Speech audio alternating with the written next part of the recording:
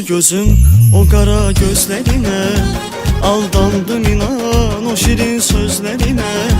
Çoktandı bilir gözleri canlar alır, sen kattın aram geceme gündüzüme. Vuruldu gözüm o kara gözlerine, aldandım inan o şirin sözlerine. Çoktandı bilir gözleri canlar alır, sen kattın aram geceme gündüzüme. Hardasan saadet, üzülmeni həsrət, ürəyim dolu məhəbbət, məhəbbət, məhəbbət. Ya nəsib ya qismət, məni bir körpə ümid qoymadı səndən əl üzün. Elə bir dəfə nəzər parlayan uğrundan üzüm. Evinən tozlu yerindən sənə sözlər yığıram, qalıb illərdir bu həsrətli divarlarda gözüm. Hardasan səadət, ayırır, ayırır bizi həsrət. Hardasan səadət, ayırır, ayırır bizi həsrət. Ürəyimdə məhəbbət, məhəbbət, məhəbbət.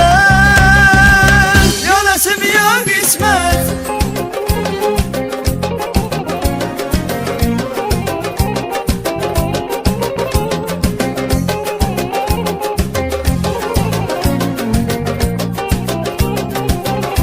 Hicrindən uzun gecələr ağlamışam, saf eşqimizi qoruyub saxlamışam. Hər qönçə yarın dili gəl desə də, dünyada inan sənə bel bağlamışam. Hicrindən uzun gecələr ağlamışam, saf eşqimizi qoruyub saxlamışam.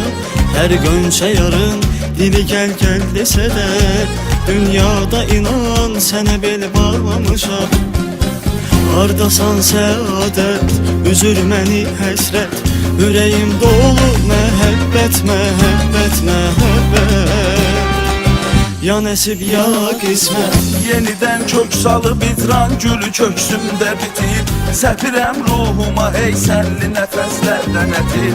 Deyirəm yaxmura gəl ya məndən apar, bizi ya ayrı salan talehi insafa gətir. Hardasan səadət, ayırır, ayırır bizi həsrət.